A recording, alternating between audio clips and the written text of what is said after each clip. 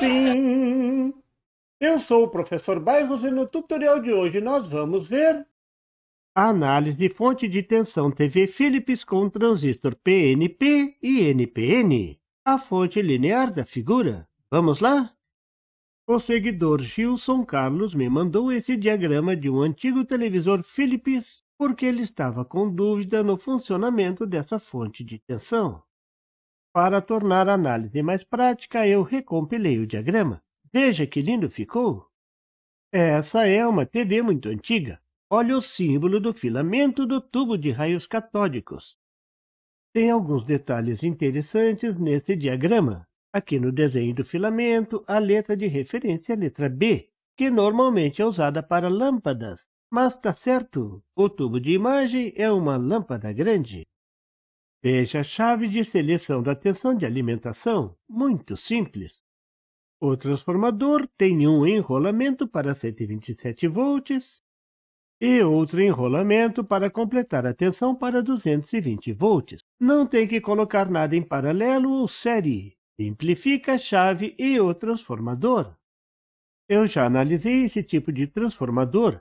Ele é o mais caro para o fabricante, já que em 127 volts o enrolamento de cima fica completamente desligado. Mas é o mais preciso, já que no Brasil a tensão de 220 não é o dobro de 127 volts. Isso chama atenção para outro detalhe. Eles não escreveram 110, 220 volts, escreveram 127 volts. Confeccionaram um transformador especial para o Brasil. Esse é o circuito retificador com uma ponte retificadora BY164. E os capacitores de filtro, um eletrolítico para o filtro e um de filme para tirar os ruídos. O capacitor eletrolítico de baixo valor indica que as correntes nesse circuito são baixas. E esse é o transistor regulador da fonte linear. Ele que vai ajustar a tensão de entrada de quase 40 volts para uma saída estabilizada de 25 volts, fonte linear tradicional. Mas tem um detalhe interessante. Esse é um transistor PNP. Normalmente é usado um transistor NPN, e foi isso que deixou o Gilson nervoso. Alguns manuais de reguladores sugerem uma configuração com transistor PNP como reforçador, como a da figura. Aqui, a polarização de base do TS430 passa pelo transistor TS431. A corrente de base tem que seguir para o terra. O transistor é PNP e a gente não está muito acostumado a ver isso. Pode confundir mesmo.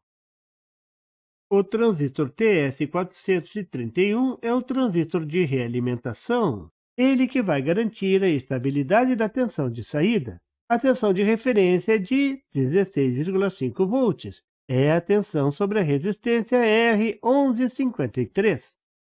Essa é a tensão de referência porque o diodo Zener GR492 de 9,1 volts garante a tensão estabilizada na resistência R1153. Normalmente a tensão de referência é tirada direto sobre o Zener. Aqui não, mas essa tensão depende da tensão Zener e é igual a 25 volts da saída menos a tensão Zener de 9,1 volts. A tensão de 25 volts na saída é garantida pela malha de realimentação que passa pelo transistor TS431 e pelo divisor de tensão formado por R1154 e R1156.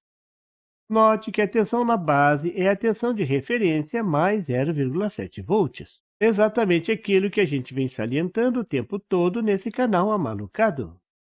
A corrente na resistência de 10 kΩ é igual à tensão na base dividido por 10 kΩ. Isso dá 1,7 mA. Isso se desconsiderarmos a corrente na base do transistor. Isso é possível porque o ganho desse transistor é muito grande. Aqui tem outro detalhe que a gente já usou muito nesse canal. Note que eu não considerei no paralelo a resistência R1155 de 120K. A sua influência será muito pequena, é a simplificação de paralelos, mas deve estar aí para ajustar o valor final da tensão, aquele ajuste fino. Essa corrente irá circular pela resistência R1156 de 4,7K, gerando uma tensão de 7,99 volts. Tomando a tensão na resistência R1154, que é igual à tensão na base de 17,2 volts, com a tensão na resistência R1156 de 7,99 volts, resulta a tensão na saída de 25 volts, que eles chamaram de mais 10. A tensão mais 12 é simplesmente a tensão mais 10 de 25 volts, menos a tensão de 5,1 volts do Zener. Isso dá 20 volts. Essa eletrônica é muito fácil. Aqui tem outro detalhe interessante. Para que o transistor TS430 saia funcionando, o transistor TS431 tem que conduzir, criar um caminho para a corrente de base. Por isso a resistência R1152. Logo, ao ligar o aparelho, existe um caminho de polarização de base para o transistor TS431, para iniciar a condução do TS430. Detalhezinho importante. Quando eu olho para esse diagrama, vejo a clareza do desenho. Os símbolos são muito caprichados. Imagino que no tempo da construção desse televisor não tinha CAD para desenho nem nada. Era tudo feito no esquadro mesmo, com desenhistas raiz. O diagrama também mostra as principais tensões, todas elas referenciadas ao terra. Quando uma tensão aparece solta assim no diagrama, ela estará referenciada ao terra. Tudo isso para facilitar a vida do técnico, que fixa uma garrinha jacaré com a ponteira negativa no terra e sai medindo as tensões no diagrama. Claro que tem que medir e saber interpretar. O transistor de potência AD149 quase não aparece mais nos circuitos hoje em dia. O encapsulamento TO3 também está sumindo. O transistor MOSFET vem substituindo o transistor de junção nas aplicações de potência. O MOSFET gera menos calor, por isso não precisa dessa carcaça metálica. Uma coisa que eu não gostei nesse diagrama é que o desenho dos valores das resistências não segue um padrão. Às vezes é desenhado do lado, às vezes é desenhado dentro do retângulo do símbolo. Muito estranho. A colocação do fusível também não é muito comum. Aqui, se o fusível abrir, o circuito acima do fusível vai ficar sob tensão. O técnico tem que cuidar. Mesmo com o fusível queimado, tem tensão no transformador em relação ao terra. Um toque e é um choque.